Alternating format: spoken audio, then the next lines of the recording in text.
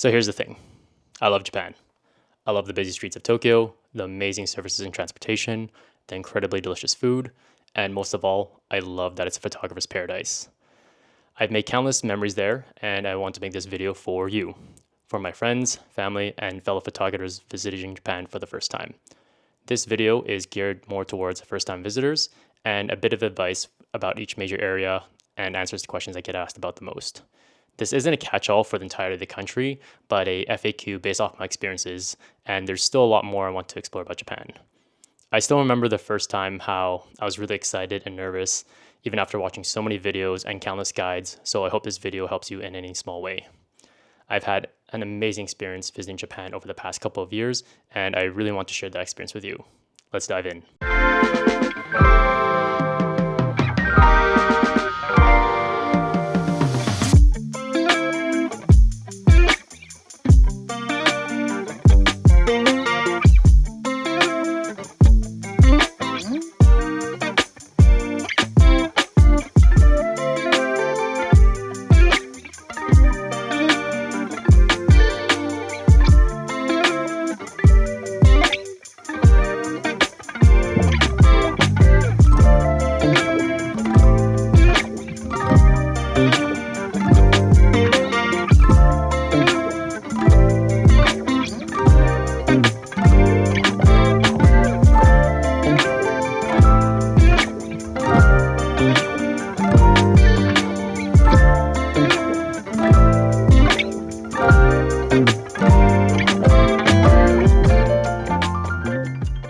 Tokyo.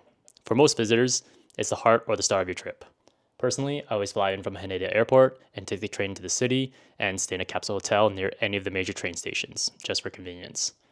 For first-timers, I recommend visiting the famous Shibuya Scramble to people watch and get acquainted with the busy streets. From there, you can go shopping, dining, and just exploring around. From there, you can check out the Tokyo Skytree, an observation tower that provides amazing viewpoints of the city and is good for any type of visitor, which also goes the same for Shibuya Sky. Also must visit is Asakusa Sensoji. It's a temple in the Asakusa area and one of the largest within the city and very easy to get to by train. Other great areas include Shinjuku for nightlife, dining, shopping, and entertainment, Akihabara for anime, electronics, and of course maid cafes. The Ginza and Harajuku areas are known for shopping, with Ginza being more high-end and Harajuku for being for fashion and currently what's trending. Lastly, there's also the Tsukiji area, known for its local markets and fresh seafood.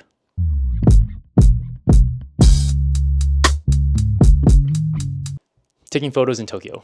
For photographers trying to capture Shibuya crossing, you can get an in-person POV from photographing the crowd, or I prefer to check out one of the multiple sky views for an overhead shot. Sensoji Temple would be a go-to for street photos of people in kimonos and that Japanese aesthetic with the temple background. Just keep in mind it'll be really busy and really crowded. Tokyo Skytree, for me, is one of the best cityscape viewpoints of the city, with the best time visiting during sunset. You just have to reserve a ticket ahead of time and to get to the top floor for the best view. One of my favorite places to shoot, though, is Shinjuku Gyoen, especially for portrait shoots. It's a massive park in the city, and because you have to pay to get in, it's not that crowded and provides lots of greenery as a backdrop. And of course, for all types of creators, there's the Team Lab exhibits. This is where you see all the popular shots of people walking through mazes of lights or the upside down flower garden. This is a must for an awe-inspiring experience and lots of photo opportunities.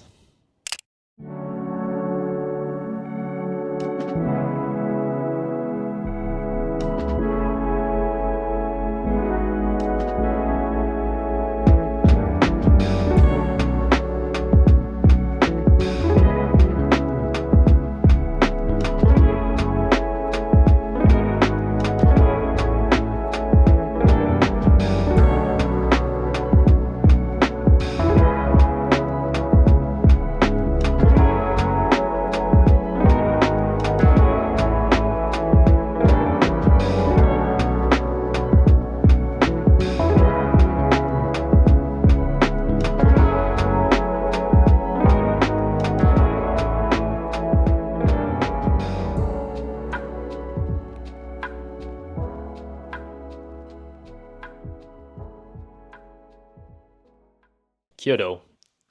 It's a must visit for first timers, especially if you love historical Japanese culture but want to avoid the busyness of Tokyo. Here, you have more options of historical and culturally significant sites. Top places I recommend are, of course, Fushimi Inari to see the hundreds of torii gates and shrine activities, Kinkakuji or any of the famous temples to learn about the history and experience gorgeous views. And lastly is the Gion district for aesthetic architecture and small local shops.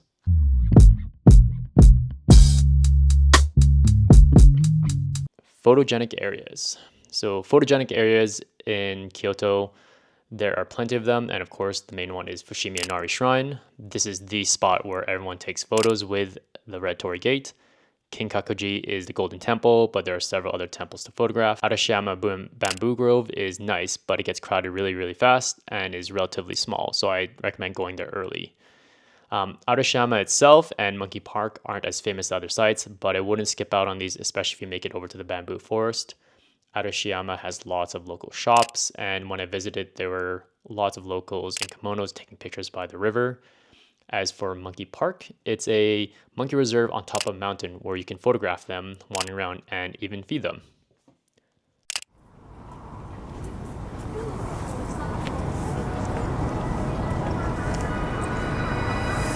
Hi.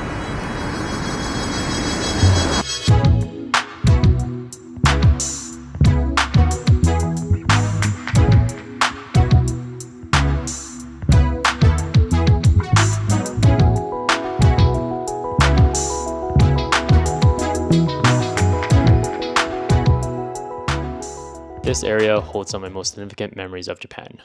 I've stayed in ryokan with a view of Fujisan. I've had the best kaiseki dinner here. I've climbed to the top of the mountain in whipping winds and rain. I'm happy to say that each experience I've had here was unforgettable. Places I would recommend is, of course, Kawaguchiko area and the surrounding lake with a direct view of the mountain. This is where most of the hotels and stores are with lots of activities by the water. My personal favorite spot is Iresake, where you can sample and take home delicious sake made from Fuji water. Of course, there is climbing Mount Fuji itself and staying overnight. You can rent a cabin to stay there while you ascend. It's a top recommendation from me, but you can also visit the base if you do not want to climb to the top. If you do choose to climb as a special souvenir along the way, you can get a hiking stick stamped at different stations to show how far you made it. Other things you can do is visit Oshino Hakai or Iyashino Sato, a small museum and local crafts village, and spend an afternoon there. You can also go camping at several different sites. You can rent a bike and visit all the major lakes within a day. You can also go up the Mount Fuji ropeway for a panoramic view, or even check out Fuji-Q Highland for theme park fun.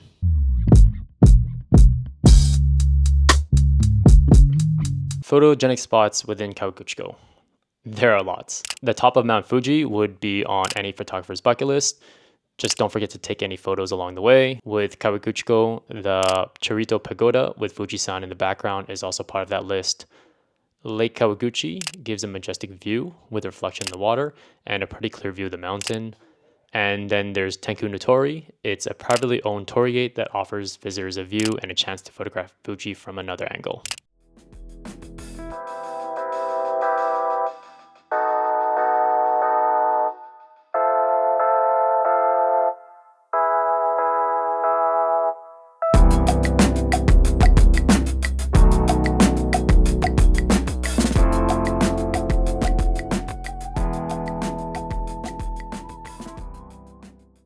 Now that the major areas are covered, I want to talk a bit about other things that make visiting Japan so great. A lot of businesses pride themselves on their service, within reason, of course, and within their rules. There have been several times when a lot of hotel or restaurant staff go above and beyond what I'm used to in the West, but with that in mind, I think you'll get the most out of your experience when those extras treat as just that, extras, and should not be expected. Things like buying gifts and seeing it wrapped nicely, extra amenities at hostels, luggage transportation between hotels, and super fast restaurant service is still mind-blowing to me. That, and for me personally, the no tipping culture is a big relief to not have to worry about it all while traveling. In addition to convenience, if you speak English, a lot of the metropolis and popular tourist areas will have some form of basic English to help guide you. Taking public transportation is pretty straightforward, and Google Maps has worked really well every time I've been there, so it's not too hard to get lost. Or not too hard to find your way around. A big suggestion I tell first-time travelers is to get the JR pass if you're traveling a lot across the country and if it makes financial sense for you. There are websites that can show if it's worth it or not based on where you're traveling. Personally, I never found it worth it just because I was staying in one area or only traveled between each region once. An even bigger tip though is to get an IC card as soon as you land and load it up. It's great for public transportation and also works at most conveni and even major retailers accept it. There are convenience stores everywhere as well as vending machines that have affordable drinks and food that you can use this card in. For paying, cash is king. Lots of places accept card nowadays, but a lot of small shops still only do cash. In addition to that, if you need to withdraw money while you're in Japan, the 7-Eleven ATM has always been my go-to quick and cost-effective method. For mobile data, I'd recommend getting a travel SIM over a pocket Wi-Fi. It's just less things to carry and keep charged. Lastly, all tourist spots are busy. More than likely, if you've ever heard of it, there will be a long line and overcrowding. It's just the way it is now. So either be sure to buy tickets early or make reservations or just be prepared to wait. Another thing I want to touch on is where to stay. This totally depends on what you want to do, your budget, and where. For me, everywhere I've stayed in has been really safe and solo traveler friendly. My favorite places to stay are hostels or capsule hotels if I'm on a budget. Japan has some really clean and convenient capsule hotels, and I would recommend staying in one if you're going to be mostly out and about and have limited luggage. They're safe and located pretty close to major areas or train stations. Most are also separated into male or female dorms. They can also be mixed, and you can upgrade on rooms if available. Hotels are a safe choice, especially if you're sharing with a large group, but as a warning, these rooms are generally small unless you're staying at a high-end hotel. Other interesting types of stays I would recommend checking out are overnight spas and ryokans. Overnight spas are what they sound like. They're relaxation areas, generally with a community bath and relaxation areas for people to sleep or just enjoy a night in. A ryokan, by definition, is a traditional Japanese inn. When foreigners book these, they generally think of giant tatami mats and sliding doors, accompanied by a private bath and a kaiseki dinner, which they can have and have experienced it, but a ryokan can also be a small family-run inn, such as someone's house or older home with modern rooms.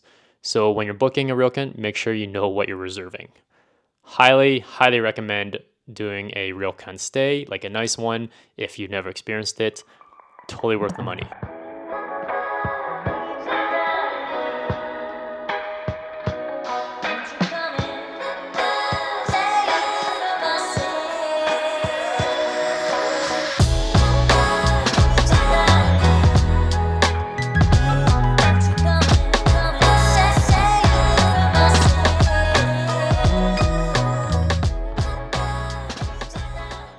I think it's already established that Japan has some of the best food experiences in the world. The go-tos such as ramen and sushi are such a staple, you can't go wrong with any spot you pick. Everyone also has their own taste, so just look up what you want to try out and book ahead. If you've ever heard about a spot online, more than likely, like anything else in Japan, there will be a long line or reservations are needed, so keep that in mind. Personally, I love going to a yakitori chain for cheap drinks and good food or trying something local. One of my favorite food experiences was a densely packed yakitori joint where the menu was all in Japanese and my friend ordered omakase for us to try out. Also, there's all you can drink available, so you just pay for how much time you're going to be there and enjoy what's on tap, such as sake or beer.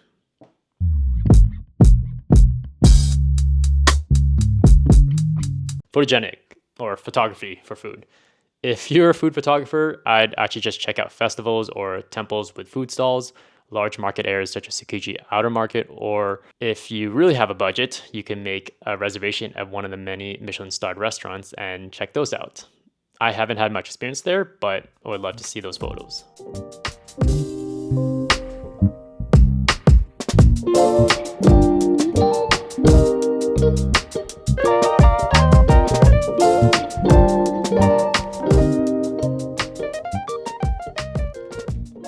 There's definitely more to Japan than just Tokyo and Kyoto. This section is for those that want to explore the areas near the metro area, either as day trips or a couple of days break from the busy city. Hakone is a hot spring town about 1.5 hours by train from Tokyo and offers relaxing resorts and unique open-air museums. It's perfect for couples or as a weekend getaway.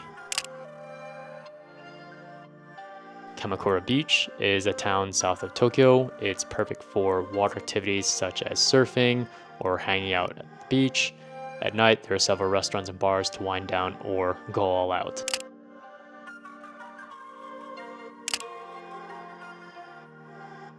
For something a little closer and not as busy, Yokohama provides a slower pace away from the main city and has a nice view of the water. There's also the Cup Noodles Museum, and there's a theme park as well that's really cool to check out at night.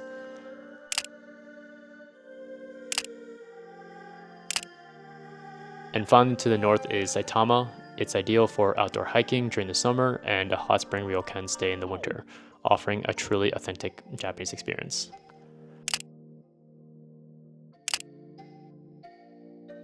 Another major city to check out in Japan is Osaka, about an hour from Kyoto by train.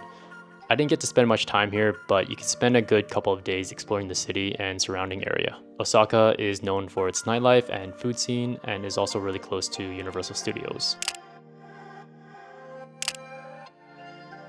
Also a famous town is Nara. Here, this is the town with the famous bowing deer. They can be seen roaming around the streets, but they generally gather around the parks where people feed them biscuits being sold by vendors. The town fully embraces these deer, and it's fun to experience this and to see how these animals have been integrated in everyday life.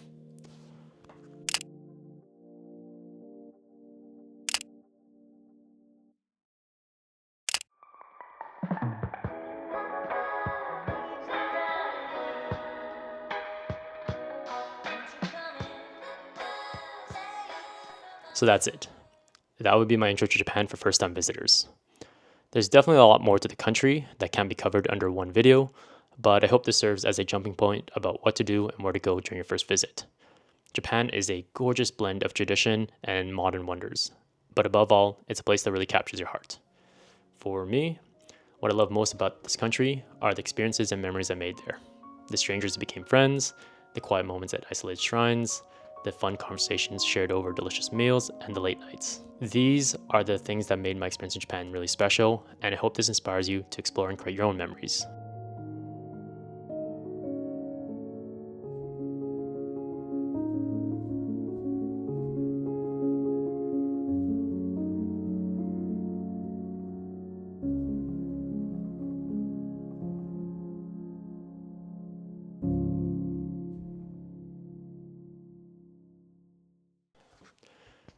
So, if you made it this far, I appreciate you watching this, and I hope you enjoyed the video. Please give it a thumbs up and hit subscribe. I want to keep sharing my experiences from my trips, and I hope you join me for more adventures. See you in the next video.